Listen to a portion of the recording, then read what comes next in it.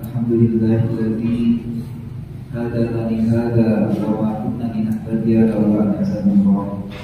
Asyhadu an la ilaha illallah wahdahu la syarika lah wa asyhadu anna Muhammadan abduhu wa rasuluh. Allahumma shalli ala Muhammad wa ala alihi wa sahbihi wa man da'a bi da'watihi wal tazama bi tariqatihi wa tawassama bihi wa ja'ala aqidatal islamiyata asasan li fitratihi wa aqama as-sariyata miqyasan li a'malihi wa masdaran li a'lamihi amma ba'd. Ya ibadallah, ittaqullaha haqqa tuqatih wa la tamutunna illa wa antum muslimun. Qala Allah Ta'ala fil Qur'anil Karim, ya ayyuhalladzina amanu la ta'kulu amwalakum bainakum bil batil illa an takuna tijaratan an taradin minkum wa la taqtulu anfusakum innallaha kana bikum rahima. Alhamdulillahirabbil alamin, segala puji hanya untuk Allah Subhanahu wa taala yang telah menganugerahkan kepada kita nikmat iman dan Islam serta mempertemukan kita di tempat yang diberkahi ini. Salawat dan salam semoga tetap tercurah, senantiasa tercurah kepada junjungan kita Nabi Muhammad Sallallahu Alaihi Wasallam, para keluarga, sahabat, dan seluruh umatnya hingga akhir zaman. Khatib berwasiat pada diri khatib sendiri dan kepada seluruh jamaah sekalian, marilah kita terus tingkatkan ketakwaan kita kepada Allah Subhanahu Wa Taala dengan haqqo takwa yang sebenar-benarnya takwa, sebagaimana firman-Nya, ya ayyuhalladzina amanu taqullaha haqqa tuqatih wa la tamutunna illa wa antum muslimun. Hai orang yang beriman, bertakwalah kalian kepada Allah dengan sebenar-benarnya takwa, bukan takwa bohongan, bukan takwa tipu-tipu, tapi takwa haqqa tuqatih, takwa yang sesungguhnya. Wala tamutunna illa wa antum muslimun, dan janganlah kamu mati kecuali dalam keadaan muslim, dalam keadaan berserah diri, dalam keadaan taat, tunduk, patuh dalam menjalankan perintah-perintah Allah dan menjauhi larangannya. Karena hanya dengan takwa ini, hadirin jamaah rahimakumullah, adalah benteng terakhir kita di kehidupan akhir zaman, dan sungguh hanya dengan takwa kita akan selamat dunia dan akhirat. Masyaallah muslimin rahimakumullah, masih berada di bulan Rabiul Awal, bulan di mana baginda Rasulullah SAW dilahirkan. Tentu tidak hanya sekedar peringatan Maulid dalam arti di situ dilahirkan sosok manusia mulia, namun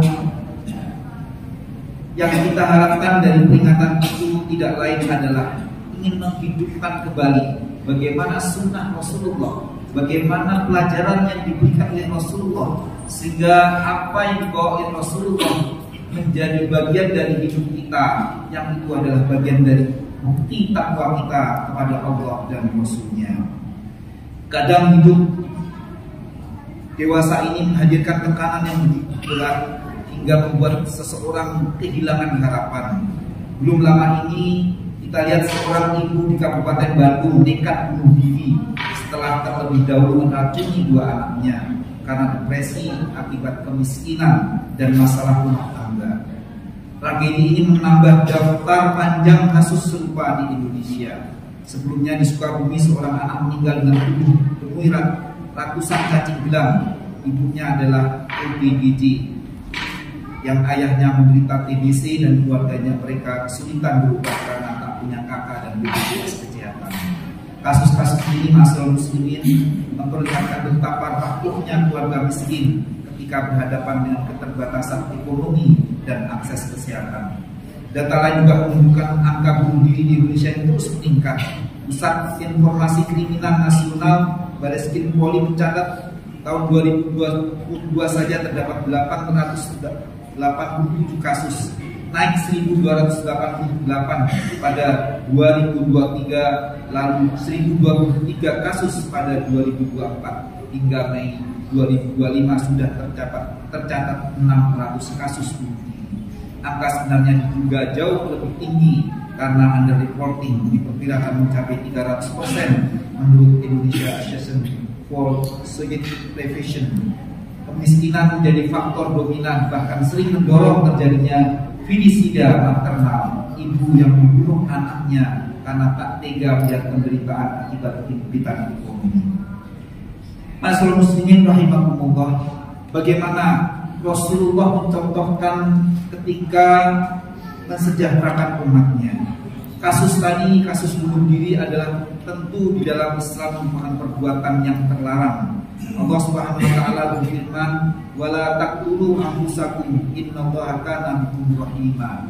Janganlah kalian membunuh diri kalian sendiri, sesungguhnya Allah penyayang kepada kalian. Rasulullah pun bersabda mengingatkan kepada kita, "Man qatala nafsan min syai'in fid dunya adabihi yaumal qiyamah." Siapa saja yang melakukan bunuh diri dengan sesuatu, ia akan diazab dengan sesuatu itu pada hari kiamat. Bahkan Nabi SAW menegaskan besarnya dosa membunuh anak karena takut kesulitan hidup, sebagaimana sabdanya dari Ibnu Mas'ud radhiyallahu anhu berkata, "Aku pernah bertanya kepada Rasulullah SAW, dosa apa yang paling besar ya Rasulullah?" Kemudian beliau menjawab, "Kau menjadikan sekutu bagi Allah, padahal dialah yang menciptakan dirimu." Aku bertanya lagi, "Kemudian apa?" Beliau pun menjawab, "Engkau membunuh anakmu karena takut ia tidak makan bersama dirimu."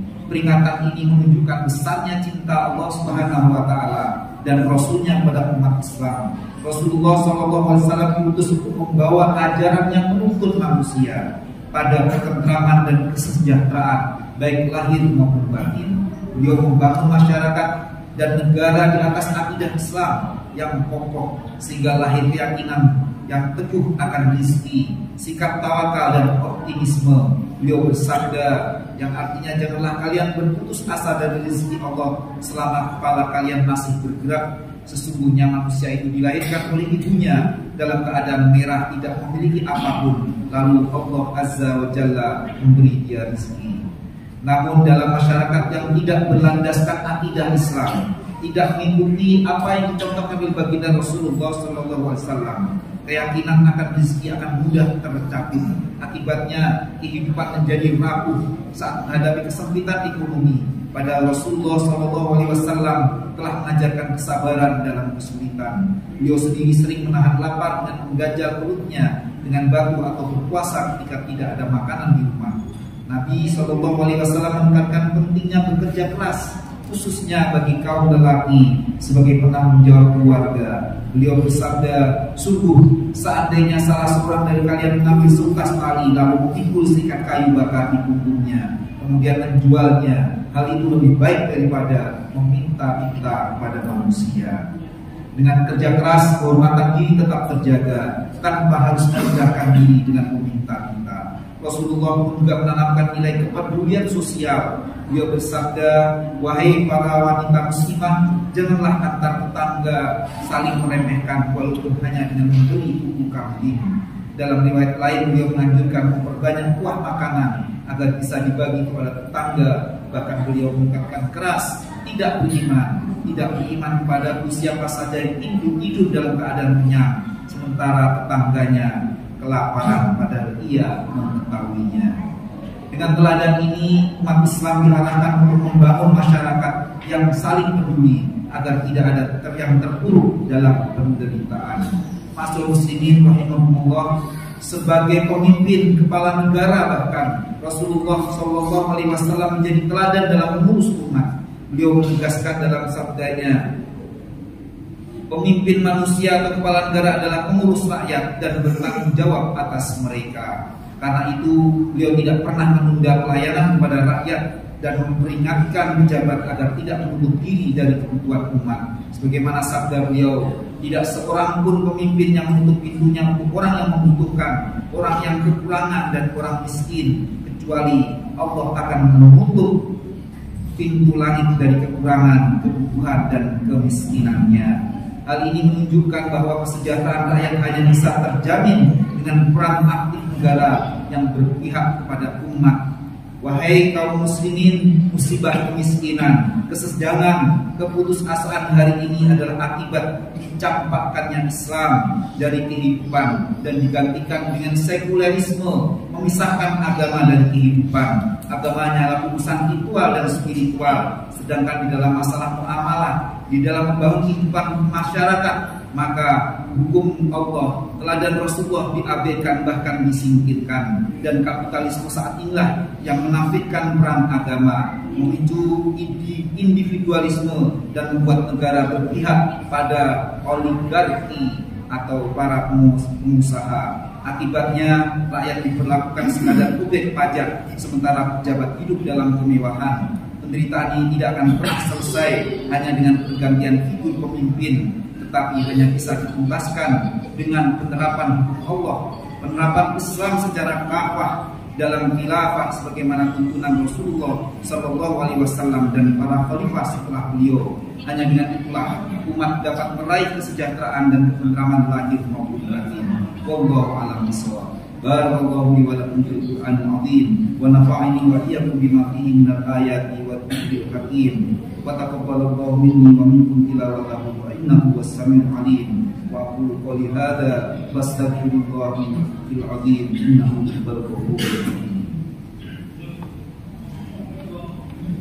Allahumma salli wa sallim wa zid wa an'im wa tafaddal wa barik بجلالك وكمالك على أشرف عبادك سيدنا ومولانا محمد وعن كل الصحابة رسول الله أجمعين.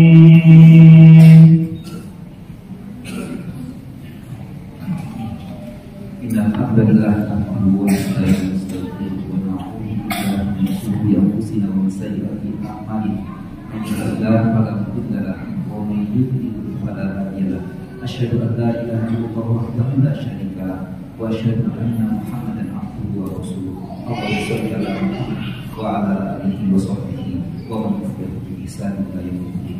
Demikianlah masyarakat muslimin rahimahumullah, Rasulullah Shallallahu Alaihi Wasallam selain telah terlahir membawa risalah Islam, memberikan kepada kita dua perkara yang ketika kita berpegang teguh pada duanya maka kita tidak akan tersesat dan celaka, yaitu Al-Quran dan As-Sunnah. Namun bukan hanya itu, Rasulullah pun telah mencontohkan, memberikan jalan atau metode bagaimana menerapkan Al-Quran dan As-Sunnah itu. Tidak lain dan tidak bukan sebagaimana yang diwariskan Rasulullah kepada para khalifah setelahnya. Ya, itulah negara di mana Rasulullah ketika meninggalkan sebuah negara, sebuah institusi yang menerapkan Islam secara kafah. Disitulah kita kenal para khalifah, khulafaur rasyidin, Abu Bakar, Umar, Utsman, Ali dan seterusnya, hingga pada 1924 kaum muslimin tidak lagi memiliki pemimpin yang menjalankan Al-Quran dan As-Sunnah di dalam kehidupannya dan dipimpin oleh sekularisme dan kapitalisme. Karena itu sudah saatnya di momen Rabiul Awal ini mengingatkan kepada kita kembali kepada ajaran Nabi, ajaran Islam yang akan mensejahterakan umat, yang akan menjadi rahmatan lil alamin. Inna Allaha wa malaikatahu yusholluna 'alan nabi ya ayyuhalladzina amanu shallu 'alaihi wa sallimu taslima. Allahumma shalli 'ala Muhammad wa 'ala alihi wa sahbihi wa man tabi'ahum bi ihsan ila yaumil. Allahumma ighfir lil muslimina wal muslimat wal mu'minina wal mu'minat al ahya'i minhum wal amwat innaka qaribun mujibud da'wat wa ya qadir qadar. Rabbana Rabbana zalamna anfusana wa illam taghfir lana wa tarhamna lanakunanna minal khasirin. Rabbi awzi'ni an ashkura ni'mataka allati an'amta 'alayya wa 'ala walidayya wa a'mala sholihan tardahu.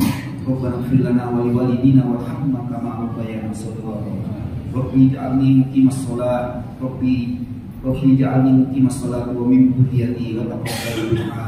Rabbana atina min ladunka rahmah wa hab lana min amrina rasyada. Rabbana arinal haqqa haqqan warzuqna ittiba'ah wa arinal batila batilan warzuqna ijtinabah. Rabbana ya muqallibal qulub tsabbit qulubana 'ala din. Rabbana ya musarrifal qulub tsabbit qulubana 'ala thaatik.